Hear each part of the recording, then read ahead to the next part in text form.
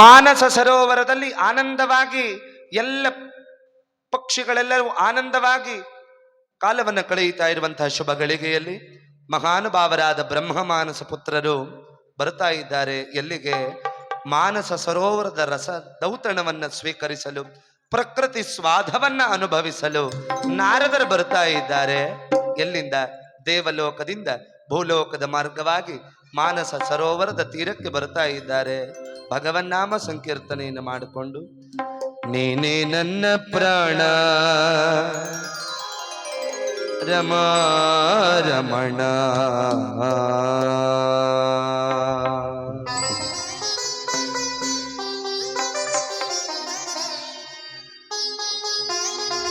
ನಾರಾಯಣಾಯ ವಿದ್ಮಹೇ ವಾಸುದೇವಾಯ ಧೀಮಹಿ ತನ್ನೋ ವಿಷ್ಣು ಪ್ರಚೋದಯಾತ್.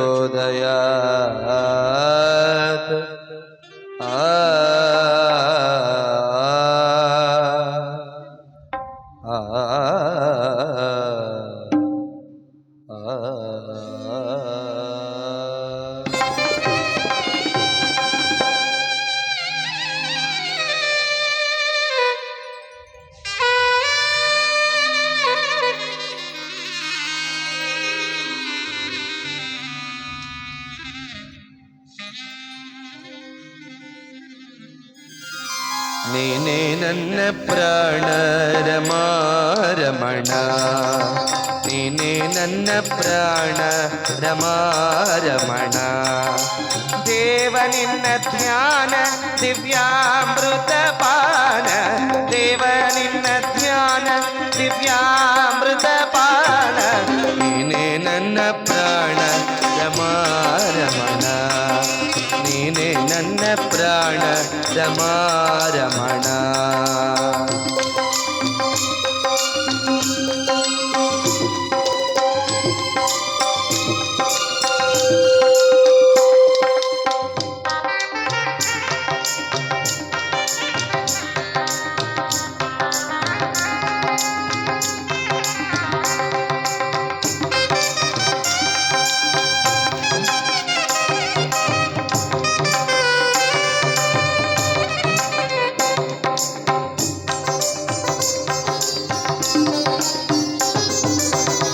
ಆಡುತ್ತ ಹಾಡುತ್ತ ಆಡುತ್ತಲಿರುವೆ, ಆಡುವ ಆಸೆಯ ನೀನಿಡುತ್ತಿರುವೆ.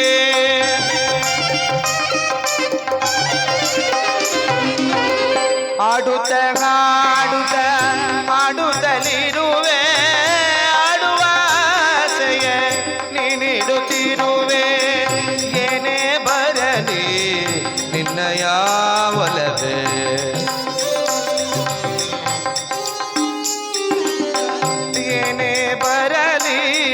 ನಿನ್ನಯ ಒಲವೇ, ನಿನ್ನಯ ಧ್ಯಾನವೇ ಲೋಕ ಕಲ್ಯಾಣವು, ನಿನ್ನಯ ಧ್ಯಾನವೇ ಲೋಕ ಕಲ್ಯಾಣವು. ನೀನೇ ನನ್ನ ಪ್ರಾಣ ರಮಾ ರಮಣ, ನೀನೇ ನನ್ನ ಪ್ರಾಣ ರಮಾ ರಮಣ.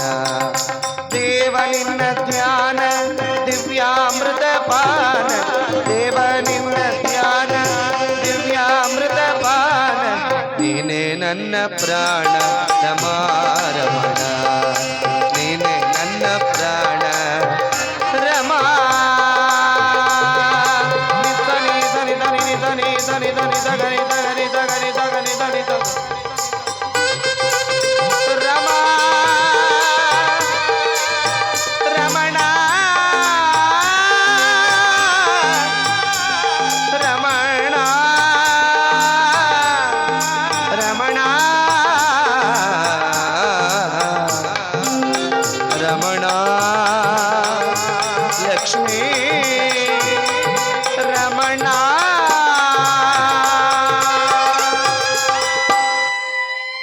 ನಾರಾಯಣ ನಾರಾಯಣ ನಾರಾಯಣ ಅಂತ ಹೇಳ್ತಾರೆ. ಭಗವಂತನ ಸೃಷ್ಟಿಯನ್ನ ಆನಂದ ಪಟ್ಟುಕೊಂಡು ನಾರದರು ನೇರವಾಗಿ ದೇವಲೋಕದಿಂದ ಭೂಲೋಕಕ್ಕೆ ಬರ್ತಾ ಇದ್ದಾರೆ. ಏನ್ರಿ ಪರಮಾತ್ಮನ ಸೃಷ್ಟಿ!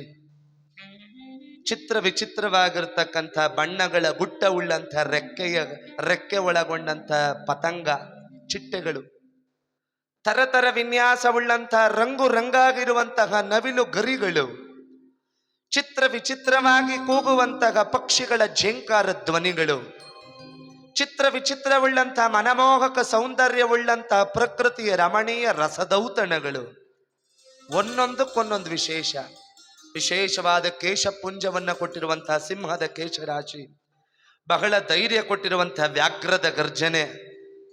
ಭಗವಂತ ಎಲ್ರಿಗೂ ಒಂದೊಂದು ವಿಶೇಷ ಕೊಟ್ಟು ಮನುಷ್ಯನಿಗೆ ಬುದ್ಧಿ ಅನ್ನೋದನ್ನು ಕೊಟ್ಟ ಅಷ್ಟೆ. ಯಾಕಂದ್ರೆ ಪ್ರಕೃತಿಯಲ್ಲಿ ಎಲ್ಲವೂ ಕೂಡ ಭಗವಂತನಿಗೆ ಅಧೀನವಾಗಿವೆ. ದೇವರಿಗೆ ಧನ್ಯವಾದ ಹೇಳ್ತಾ ಇವೆ. ಈ ಮನುಷ್ಯನೇ ಸ್ವಲ್ಪ ಒಂದ್ಸರಿ ಭಗವಂತ ತನ್ನ ಸೃಷ್ಟಿ ನೋಡ್ಕೊಂಡು ಹೋಗಕ್ಕೆ ಬ್ರಹ್ಮದೇವರು ಭೂಲೋಕಕ್ಕೆ ಬಂದಂತೆ. ಕಲ್ಲಿನ ಒಳಗಿದ್ದ ಕಪ್ಪೆಯನ್ನು ಕೇಳ್ದ, ಹೆಂಗಿದೆ ನನ್ನ ಸೃಷ್ಟಿ ಸ್ವಾಮಿ? ನಿನ್ ಸೃಷ್ಟಿನ ಮಾತಾಡೋ ಯೋಗ್ಯತೆ ನನಗೆಲ್ಲಿದೆ ಸ್ವಾಮಿ? ಅಲ್ಲಲ್ಲಿ ಕಲ್ಲಿನೊಳಗಿರುವ ಕಪ್ಪೆಗೆ ನೀರೆರೆದವರಾರು ಅನ್ನುವಂತೆ ಕಲ್ಲೊಳಗೆ ಕೂತಿರೋ ನನಗೂ ನನ್ನ ಹಸುವು ನೋಡ್ಕೊಂಡು ಆಗಾಗ ನೀರು ಕೊಡ್ತಾ ಇದೆಯಲ್ಲ ಸ್ವಾಮಿ, ನಿನ್ನ ಕರುಣೆ ಏನು ಅಂತ ಹೇಳಿ. ಬಹಳ ಚೆನ್ನಾಗಿದೆ. ಅದನ್ನು ಮುಗಿಸ್ಕೊಂಡು ಹಂಗೆ ಮುಂದಕ್ಕೆ ಬಂದ ಒಂದು ನವಿಲ್ ಸಿಕ್ತು. ಹೇಗಿದೆ ನನ್ನ ಸೃಷ್ಟಿ ಸ್ವಾಮಿ? ನಿನ್ನ ಸೃಷ್ಟಿ ಹೊರಗಡೆ ಹೆಂಗೋ ಗೊತ್ತಿಲ್ಲ, ನನ್ನನ್ನು ಮಾತ್ರ ಚೆನ್ನಾಗಿ ಸೃಷ್ಟಿ ಮಾಡಿದೀಯ. ನಾನು ಒಂದ್ಸರಿ ಗರಿ ತೆಗೆದು ಕುಣಿಯೋಕ್ ಶುರು ಮಾಡಿದ್ರೆ ಮಳೆ ಬರ್ತದೆ, ಆಮೇಲೆ ಜನ ಎಲ್ಲ ನನ್ನ ನೋಡ್ಕೊಂಡೇ ನಿಂತಿರ್ತಾರೆ. ನನಗೆ ಒಳ್ಳೆ ಸೌಂದರ್ಯ ಕೊಟ್ಟಿದ್ಯಾ, ಬಹಳ ಧನ್ಯವಾದ. ಅದು ಮುಗಿಸ್ಕೊಂಡು ಸ್ವಲ್ಪ ಮುಂದಕ್ಕೆ ಬಂದ ಒಂದು ಗೋವು ಸಿಕ್ತು. ಹೇಗಿದೆ ನನ್ನ ಸೃಷ್ಟಿ? ಬಹಳ ಚೆನ್ನಾಗಿದೆ ಸ್ವಾಮಿ, ಬಹಳ ಚೆನ್ನಾಗಿದೆ. ಎಲ್ಲ ಅಮೃತಕ್ಕೆ ಸಮಾನ ಅಂತಾರೆ ನನ್ನ ಕೆಚ್ಚಲಲ್ಲಿ ಸಿಗುವ ಹಾಲನ್ನ. ಬಹಳ ಸಂತೋಷ. ನನ್ನನ್ನ ಎಲ್ಲ ದೇವಾನುದೇವತೆಗಳಿರೋ ಪ್ರಾಣಿ ಅಂತ ನನ್ನನ್ನು ಪೂಜ್ಯನೀಯ ಭಾವನೆಯಲ್ಲಿ ಕಾಣ್ತಾ ಇದ್ದಾರೆ. ಯಾರನ್ನು ಬೇಕಾದನ್ನು ಮಾತಾಡಿಸು, ಈ ಮನುಷ್ಯ ಅನ್ನೋ ಪ್ರಾಣಿ ಅವನೆಲ್ಲ ಅವನ ಸುದ್ದಿಗೆ ಹೋಗ್ಬೇಡ ಅಂತ ಗೋವು. ಈಗಾಗಲೇ ಗಾಬರಿ ಬ್ರಹ್ಮದೇವರಿಗೆ. ಯಾಕೋ ಎಲ್ಲ ಸರಿ, ಅವನಪ್ಪ ಸರಿ ಇಲ್ಲ. ಏನ್ ಹಿಂಗಂದ್ಬಿಟ್ಟಿಯಲ್ಲ? ಆಯ್ತು ಅಂತ ಹೇಳಿ ನಡ್ಕೊಂಡು ಬರ್ತಾ ಇದ್ದಂಗೆ ಒಬ್ಬ ಮನುಷ್ಯ ಸಿಗಾಕಂಡ. ಅವನನ್ನು ಕೇಳಿದೆ, ಹೆಂಗಿದೆ ನಾನು ಸೃಷ್ಟಿ ಮಾಡಿರೋ ಈ ಜಗತ್ತು? ಜಗತ್ತಿನ ಬಗ್ಗೆ ಮಾತಾಡೋದು ಹಿಂಗೆಲ್ಲ ನಿಂತ್ಕೊಂಡು ಮಾತಾಡೋಕಾಯ್ತದ? ಜಗತ್ತಿನ ಬಗ್ಗೆ ಬೈಲಿ ಕೂತ್ಕೊಂಡು ಮಾತಾಡಬೇಕು ಬೈಲಿ ಅಂತ ಹೇಳಿ ಮನೆಗೆ ಕರ್ಕೊಂಡೋಗಿ, ಏನ್ ನೀನ್ ಸೃಷ್ಟಿ ಮಾಡಿರೋ ಜಗತ್ತು? ಬುದ್ಧಿ ಇದೆಯಾ ನಿನಗೆ? ಉಪ್ಪು ತಗೊಂಡೋಗಿ ಸಮುದ್ರಕ್ಕೆ ಮಡಗಿದೀಯಾ? ಮಾವಿನಕಾಯಿ ತಗೊಂಡೋಗಿ ಮರದ ಮೇಲೆ ಬಿಸಾಕಿದೀಯ? ಬುದ್ಧಿ ಬೇಡವಾ ನಿನಗೆ? ಸಮುದ್ರದ ಪಕ್ಕದಲ್ಲೇ ಮಾವಿನಕಾಯಿ ಇದ್ದಿದ್ರೆ ಉಪ್ಪು ಹುಳಿ ಎರಡೂ ಸೇರ್ತಾ ಇತ್ತು. ಆಮೇಲೆ ನಲ್ಲಿಕಾಯಿ ತಗೊಂಡೋಗಿ ಮರದಲ್ಲಿ ಇಟ್ಟಿದ್ಯಾ, ಕುಂಬಳಕಾಯಿ ತಗೊಂಡು ಬಂದು ಬಳ್ಳಿಲಿ ಮಡಗಿದ್ಯಾ? ಜ್ಞಾನ ಬೇಡವಾ ನಿನಗೆ? ಅಲ್ಲ, ಹೆಂಗ್ ಸೃಷ್ಟಿ ಮಾಡಬೇಕು ಅಂತ ನನ್ನನ್ನು ಕೇಳಿದ್ರೆ ನಾನಾದ್ರೂ ಹೇಳ್ಕೊಡ್ತಾ ಇದ್ದೆ ನಿನಗೆ ಹಿಂಗ್ ಮಾಡು ಅಂತ. ಕಡೆಗೆ ನಾನು ಹೇಳ್ಕೊಡ್ದೆ ಹೋಗಿದ್ರೆ ನನ್ನ ಹೆಂಡ್ತಿನಾದ್ರೂ ಹೇಳ್ಕೊಡ್ತಾ ಇದ್ಲು ನಿನಗೆ ಹಿಂಗ್ ಸೃಷ್ಟಿ ಮಾಡು ಅಂತ. ಬರಕಿಲ್ಲ ನಿನಗೆ ಸೃಷ್ಟಿ ಮಾಡೋಕ್ಕೆ, ಇನ್ನು ಕಲಿಬೇಕು ನೀನು. ಏನ್ ಬ್ರಹ್ಮದೇವರಿಗೆ ಬೈಯೋಕ್ ಶುರು ಮಾಡ್ದೆ ಇವ. ಬ್ರಹ್ಮದೇವ್ರ ಅನ್ಕಂಡ ಆ ಪ್ರಾಣಿಗಳು ಹೇಳಿದ್ದೆಲ್ಲ ನಿಜ. ತಡೆಯಪ್ಪ 5 ನಿಮಿಷ ಬರ್ತೀನಿ ಅಂತ ಅವತ್ತೋಗಿದ್ ಭಗವಂತ ಇನ್ನೂ ಬಂದಿಲ್ಲ ಈ ಕಡೆಗೆ. ಅವತ್ತೋಗಿದ್ ಭಗವಂತ ಇವತ್ತಿಗೂ ಬಂದಿಲ್ಲ. ಯಾಕಂದ್ರೆ ಮನುಷ್ಯನ ತೃಪ್ತಿ ಪಡಿಸೋದು ಬಹಳ ಕಷ್ಟ.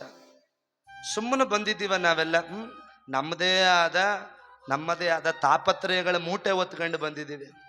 ಯಾರಾದರೂ ಒಬ್ಬರು ಶನಿ ಮಹಾತ್ಮ ನೀನು ಚೆನ್ನಾಗಿದೆಯಾ, ನಿನ್ನ ಹೆಂಡತಿ ಮಕ್ಕಳು ಚೆನ್ನಾಗಿದ್ದಾರ, ಬೆಳಗ್ಗೆ ತಿಂಡಿ ಮಾಡ್ದ, ಆನಂದ್ ಸ್ವಾಮೀಜಿ ಅವ್ರು ಏನು ಕೊಟ್ಟಿದ್ರು, ಒಬ್ಬಿಟ್ಟು ಕೊಟ್ರ, ಅನ್ನ ಸಾಂಬಾರು ಕೊಟ್ರ, ಏನಾರು ಕೇಳಿದ್ವಾ? ನೀನು ಹೆಂಗಾರು ಅಳಬಿದ್ದು ಹೋಗು, ನಮ್ಮನ್ನು ಚೆನ್ನಾಗಿ ಮಡಗು ಅಷ್ಟೆ. ನಮ್ಗೆ ಇಂಥದ್ದಾಗಬೇಕು, ನನ್ನ ಮಗನಿಗೆ ಹೆಣ್ಣಾಗಬೇಕು, ನನ್ನ ಮಗಳ ಗಂಡಾಗಬೇಕು, ನನ್ನ ಮೊಮ್ಮಕ್ಕಳ ಕೆಲಸ ಆಗಬೇಕು, ಅವ್ರಿಗೆ ಅದು ಬೇಕು ಇದು ಬೇಕು, ನವೀನ ಕಾರ್ಯಕ್ರಮ ಸಿಗಬೇಕು, ಹರೀಶ್ ಹೊರಗಡೆ ಒಯ್ತಾವನ ಅಲ್ವವ. ಹಾಗಾಗಿ ನಮ್ಮ ತಾಪತ್ರಯಗಳು. ಹಾಗಾಗಿ ಜಗತ್ತಿನ ಸೃಷ್ಟಿಯನ್ನ ನೋಡ್ತಾ ಇದ್ದಾನೆ ನಾರದರು. ಬಹಳ ಚೆನ್ನಾಗಿದೆ ಸೃಷ್ಟಿ. ಆ ಮಾನಸ ಸರೋವರದ ತೀರಕ್ಕೆ ಬಂದ್ರೆ ಎಲ್ಲಿಂದಲೂ ಶಿವಧ್ಯಾನ ಬರ್ತಾ ಇದೆ. ಓಂ ನಮಃ ಶಿವಾಯ, ಓಂ ನಮಃ ಶಿವಾಯ, ಓಂ ನಮಃ ಶಿವಾಯ.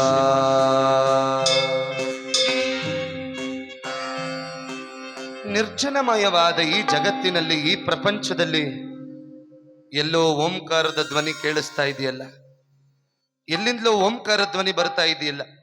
ಸುತ್ತಮುತ್ತ ನೋಡ್ತಾ ಇದ್ರೆ ಅಲ್ಲಿ 2 ಹಂಸ ಪಕ್ಷಿಗಳು ಆ ಮಾನಸ ಸರೋವರದಲ್ಲಿ ಈಜಾಡ್ತಾ ಇವೆ. ಎಲ್ಲೂ ಮನುಷ್ಯರ ಸುಳಿವಿಲ್ಲ. ಯಾರು ಶಿವಧ್ಯಾನ ಮಾಡ್ತಾ ಇರೋದು? ಯಾರು ಶಿವಧ್ಯಾನ ಮಾಡ್ತಾ ಇರೋರು? ಯಾರು ಶಿವಧ್ಯಾನ ಮಾಡ್ತಾ ಇದ್ದವರು ಅಂದ್ರೆ ಅಲ್ಲಿದ್ದ ಆ ಹಂಸ ಪಕ್ಷಿಗಳು ಮಾತನಾಡ್ತಾ ಇವೆ, ನಾರದ ಮಹರ್ಷಿಗಳೇ, ನಾವೇ ಶಿವಧ್ಯಾನ ಮಾಡ್ತಾ ಇರುವವರು, ನಾವೇ ಶಿವಧ್ಯಾನ ಮಾಡ್ತಾ ಇರುವವರು. ಬಲೆ ಬಲೆ ಬಲೆ ಹಂಸ ಪಕ್ಷಿಗಳೇ, ನಿಮಗೆ ಮನುಷ್ಯನ ಭಾಷೆಯೂ ಮಾತನಾಡ್ಲಿಕ್ಕೆ ಬರ್ತದೋ? ಹೌದು. ಯಾವ ಲೋಕದವ್ರು ನೀವು? ನಾವು ದ್ರೋಣ ಮಹರ್ಷಿಗಳ ಔರಸ ಪುತ್ರ ಪುತ್ರಿಯರು. ಮತ್ತೆ ಹಂಸ ಪಕ್ಷಿಗಳ ರೂಪದಲ್ಲಿ ಯಾಕಿದ್ದೀರಿ? ತಂದೆಯವರ ಶಾಪ. ನಮ್ಮ ತಂದೆಯವರ ಶಾಪದಿಂದ ನಾವು ಈ ರೀತಿ ಹಂಸ ಪಕ್ಷಿಗಳಾಗಿ. ಯಾಕಂದ್ರೆ ಆವತ್ತು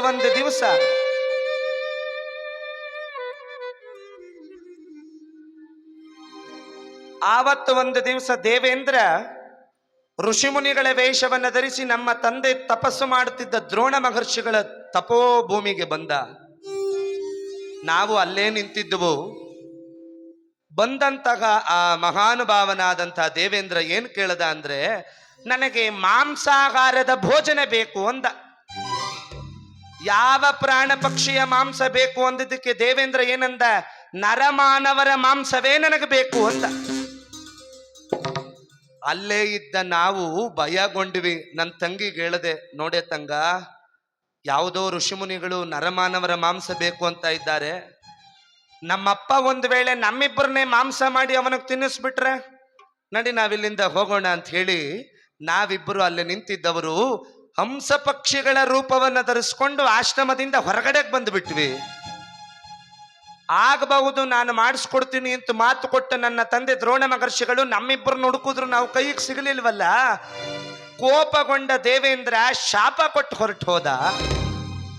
ದೇವೇಂದ್ರ ಹೋದ್ಮೇಲೆ ನಾವು ಬಂದಾಗ, ನಿಮ್ಮಿಂದ ನಾನು ದೇವೇಂದ್ರನಿಂದ ಶಾಪಗ್ರಹತನಾದೆ, ನೀವಿನ ಮೇಲೆ ಏನು ಮಾಡಿ ಅಂದ್ರೆ ಧರಿಸಿದ ಈ ಹಂಸಗಳ ರೂಪದಲ್ಲೇ ಇದ್ದು ಬಿಡಿ.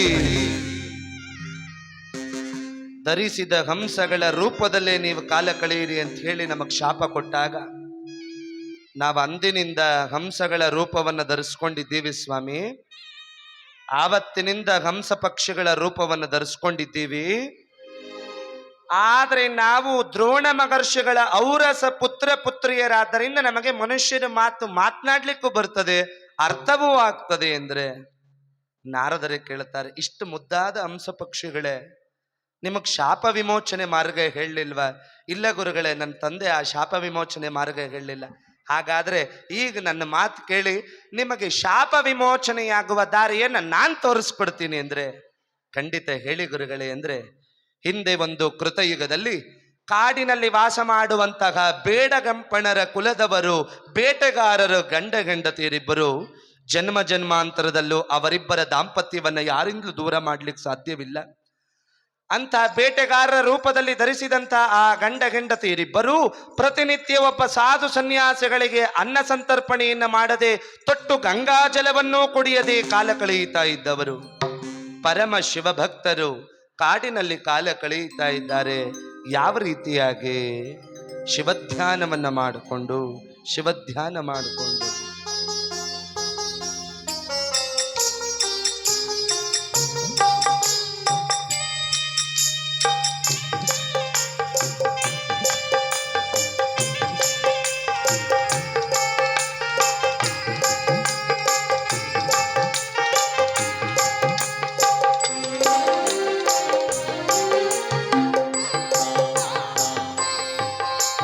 ಶಿವ ಶಿವ ಎಂದರೆ ಭಯವಿಲ್ಲ, ಶಿವ ಶಿವ ಎಂದರೆ ಭಯವಿಲ್ಲ, ನಾಮಕ್ಕೆ ಸಾಟಿ ಬೇರಿಲ್ಲ, ಶಿವನಾಮಕ್ಕೆ ಸಾಟಿ ಬೇರಿಲ್ಲ, ಶಿವ ಭಕ್ತರಿಗೆ ನರಕ ಇಲ್ಲ, ಶಿವ ಭಕ್ತರಿಗೆ ನರಕ ಇಲ್ಲ, ಜನುಮ ಜನುಮಗಳ ಪಾಪವದಿಲ್ಲ. ಶಿವ ಶಿವ ಎಂದರೆ ಭಯವಿಲ್ಲ, ನಾಮಕ್ಕೆ ಸಾಟಿ ಬೇರಿಲ್ಲ, ಶಿವನಾಮಕ್ಕೆ ಸಾಟಿ ಬೇರಿಲ್ಲ.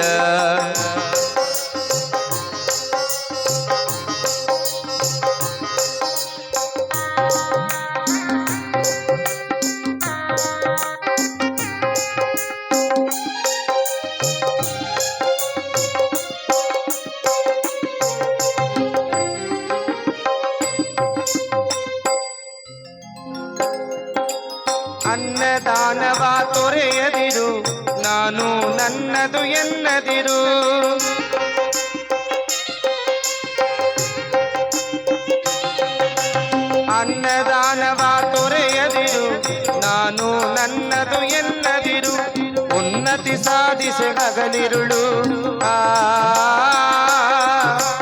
ಉನ್ನತಿ ಸಾಧಿಸಿ ಹಗಲಿರುಳು, ದೀನಾನಾಥನ ನೆನೆಯುತ್ತಿರು.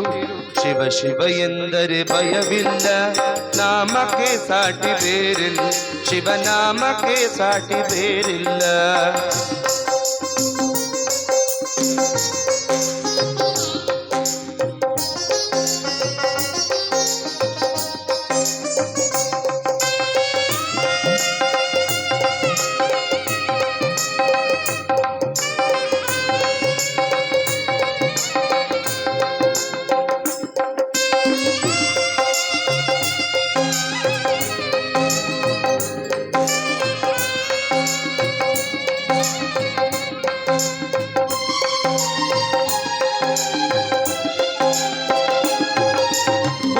ಭಾಗ್ಯದ ಬಲೆಯೊಳಗೆ ಬಳಲಿ ಬಾಳದಿರು ಇಳೆಯೊಳಗೆ.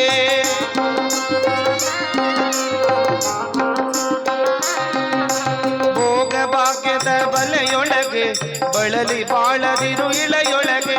ಕಾಯಕ ಮಾಡುತ್ತ ಎಂದೆಂದು ಕಾಯಕ ಮಾಡುತ್ತ ಎಂದೆಂದು ಆತ್ಮಾನಂದವ ಸವಿಯುತ್ತಿರು. ಶಿವ ಶಿವ ಎಂದರೆ ಭಯವಿಲ್ಲ, ನಾಮಕ್ಕೆ ಸಾಟಿ ಬೇರಿಲ್ಲ, ಶಿವನಾಮಕ್ಕೆ ಸಾಟಿ ಬೇರಿಲ್ಲ. ಶಿವ ಭಕ್ತರಿಗೆ ನರಕ ಇಲ್ಲ, ಶಿವ ಭಕ್ತರಿಗೆ ನರಕ ಇಲ್ಲ, ಜನುಮ ಜನುಮಗಳ ಪಾಪವರಿಲ್ಲ. ಶಿವ ಶಿವ ಎಂದರೆ ಭಯವಿಲ್ಲ, ನಾಮಕ್ಕೆ ಸಾಟಿ ಬೇರಿಲ್ಲ, ಶಿವನಾಮಕ್ಕೆ ಸಾಟಿ ಬೇರಿಲ್ಲ, ನಾಮಕ್ಕೆ ಸಾಟಿ ಬೇರಿಲ್ಲ, ಶಿವನಾಮಕ್ಕೆ ಸಾಟಿ ಬೇರಿಲ್ಲ.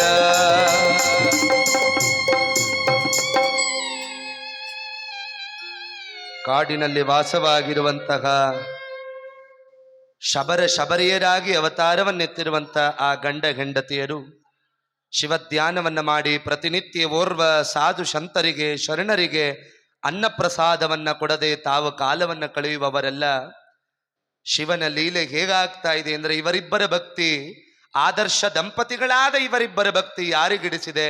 ಕೈಲಾಸವಾಸಳಾದ ಪಾರ್ವತೀ ದೇವಿಗೆ ಅರ್ಪಿತವಾಗಿದೆ. ಸ್ವಾಮಿ, ಏನ್ ಪಾರ್ವತಿ ನೋಡಿ, ಏನ್ ಚೆನ್ನಾಗಿ ನಿಮ್ ಧ್ಯಾನ ಮಾಡ್ತಾ ಇದ್ದಾರೆ ಕಾಡಿನಲ್ಲಿರ್ತಕ್ಕಂಥವರಾದ್ರು. ಪಾಪ ಅವರಿಗೆ ನಿಮ್ ದರ್ಶನ ಭಾಗ್ಯ ಯಾವಾಗ್ರಿ?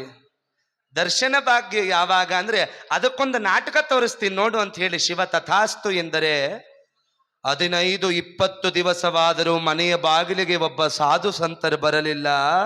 ಅವರಿಗೆ ಅನ್ನದಾಸೋಹವನ್ನ ಕೊಡೋಲಿಕ್ಕಾಗಲಿಲ್ಲ. ಸಾಧು ಸಂತರು ಮನೆಯ ಬಾಗಿಲಿಗೆ ಬರದೇ ಇರುವಂತಹ ಸಂದರ್ಭದಲ್ಲಿ ತೊಟ್ಟು ನೀರು ಕುಡಿದು 15-20 ದಿವಸವಾಗಿದೆ. ಕಾಡಿನಲ್ಲಿರುವ ಕಾಡು ಮಾನವರಾದ ಈ ಶಬರ ದಂಪತಿಗಳು ಗಂಡ ಹೆಂಡತಿಯ ಕಣ್ಣಲ್ಲಿ ನೀನು ಸುರಿಯುತ್ತಾ ಇದೆ. ಲೀಲಾ ಸ್ವಾಮಿ,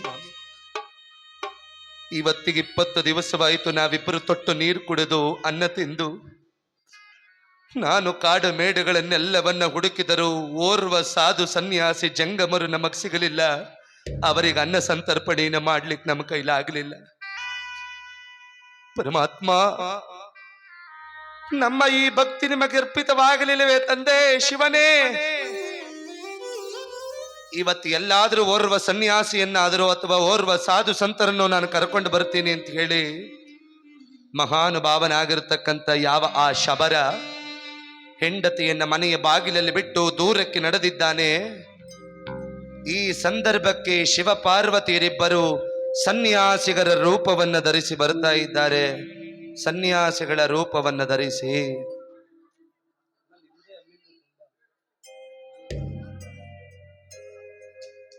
ಸನ್ಯಾಸಿಯ ರೂಪವನ್ನು ಧರಿಸಿ ಬರ್ತಾ ಇದ್ರೆ, ಭವತಿ ಭಿಕ್ಷಾಂದೇಹಿ, ಭವತಿ ಭಿಕ್ಷಾಂದೇಹಿ, ಬನ್ನಿ ಬನ್ನಿ ಬನ್ನಿ. ಅಯ್ಯೋ, 20 ದಿವಸವಾಯಿತು ನಾವು ಒಬ್ಬರಿಗೆ ದಾನ ಧರ್ಮಾದಿಗಳನ್ನು ಮಾಡಿ. ನಮ್ಮ ಯಜಮಾನ್ರು ಈಗ ತಾನೇ ಹೋದ್ರು, ಯಾರನ್ನೋ ಹುಡುಕೊಂಡು ಬರ್ತೀನಿ ಅಂತ. ಅಷ್ಟರಲ್ಲಿ ನೀವೇ ಬಂದ್ರಲ್ಲ, ಬನ್ನಿ ಸ್ವಾಮಿ ಬನ್ನಿ, ನಿಮಗೆ ನಾವೇನಾದ್ರೂ ದಾನ ಧರ್ಮಾದಿಗಳನ್ನು ಮಾಡ್ತೀವಿ ಬನ್ನಿ ಎಂದರೆ ನಾನು ಒಳಭಾಗಕ್ಕೆ ಬರಬೇಕಾದರೆ ನಾನು ಕೇಳಿದ್ದನ್ನು ನೀನು ಕೊಡಬೇಕು ಸಾಧ್ವಿ ಶಿರೋಮಣಿ. ಖಂಡಿತ ಕೊಡ್ತೀವಿ, ಬನ್ನಿ ಸ್ವಾಮಿ. ಏನು ಬೇಕು ನಿಮಗೆ? ಏನಿಲ್ಲ, ನಿಮ್ಮ ಮನೆಯ ಪ್ರಸಾದವ ಭಿನ್ನಹವನ್ನು ನಾವು ಸ್ವೀಕಾರ ಮಾಡಬೇಕಾದರೆ ಜಗನ್ಮೋಗಿನಿ ಅವತಾರವಾದ ಸುರದ್ರೂಪಿಣಿಯಾದ ನೀನು ಕಾಡಿನಲ್ಲಿ ವಾಸ ಮಾಡ್ತಾ ಇದ್ದೀಯ. ನಿನ್ನ ಈ ಚೆಲುವಿನ ಸೌಂದರ್ಯ ಈ ದಿವಸದ ರಾತ್ರಿಯ ಏಕಾಂತ ಸೇವೆಗೆ ನನಗಾಗಿ ಮೀಸಲಿಡಬೇಕು ಪರಮಾತ್ಮ. ಶಿವ ಶಿವ ಶಿವ. ಅಲ್ಲ, ಇವರು ಸಾಧು ಸನ್ಯಾಸಿಗಳು ಅಥವಾ ಕಾಮಪಿಶಾಚಿಗಳು? ಸ್ವಾಮಿ ಏನಂದ್ರಿ? ಹೌದು, ನಿಮ್ಮ ಮನೆಯ ಭಿನ್ನಗ ನಮಗಾಗಬೇಕು ಅಂದ್ರೆ ಇವತ್ತನ ರಾತ್ರಿಯ ಏಕಾಂತದ ಸೇವೆಗೆ ನಿನ್ನ ಶೀಲವೇ ನನಗರ್ಪಣೆಯಾಗಬೇಕು ಪರಮಾತ್ಮ. ಖಂಡಿತ ಇದು ಸಾಧ್ಯವಿಲ್ಲ. ಸಾಧ್ಯವಿಲ್ಲ ಎಂದರೆ ಬರಲೊಲ್ಲೆವು ನಿಮ್ಮ ಮನೆಯ ಒಳಭಾಗಕ್ಕೆ. ಸ್ವಾಮಿ ಹಾಗನ್ನಬೇಡಿ. ಹಿರಿಯರಾದ ನೀವು ನನಗೆ ತಂದೆ ಸಮಾನ. ನೀವು ನನ್ನನ್ನ ಕಾಮದೃಷ್ಟಿಯಿಂದ ನೋಡುವುದನ್ನು ಜಗತ್ತು ಮೆಚ್ಚೋದಿಲ್ಲ. ಅಷ್ಟರಲ್ಲಿ ಗಂಡ ಬಂದ. ಲೀಲಾ ಸ್ವಾಮಿ ನೋಡಿದ್ರ, 20 ದಿವಸವಾಯಿತು ಮನೆ ಬಾಗಿಲಿಗೆ ಒಬ್ಬರು ಯತಿಗಳು ಬಂದು, ಸಾಧು ಸನ್ಯಾಸಿಗಳು ಬಂದು, ಇವರು ಬಂದಿದ್ದಾರೆ. ಇವರಿಗೆ ಏನಾದ್ರೂ ಕೊಡೋಣ ಅಂದ್ರೆ ಇವ್ರಿಗೆ ಏನು ಕೇಳ್ತಾ ಇದ್ದಾರೆ ಗೊತ್ತೇನ್ರಿ? ಏನು ಕೇಳ್ತಾ ಇದ್ದಾರೆ? ಕೊಡಲಾಗದ ಅಡಿಗೆಯನ್ನೇನಾದ್ರೂ ಕೇಳ್ತಾ ಇದ್ದಾರ? ಮಾಂಸ ಭಕ್ಷಣೆ ಮಾಡಬೇಕಂತ ಇವರು. ಅವರು ಏನು ಕೇಳ್ತಾರೆ? ಕೊಟ್ಟು ಕಳಿಸೋತಾನೆ. ಕೇಳ್ತಾ ಇರೋದು ಅಡುಗೆಯನ್ನೆಲ್ಲ, ಮತ್ತೆ ಎನ್ನ ಶೀಲವನೇ.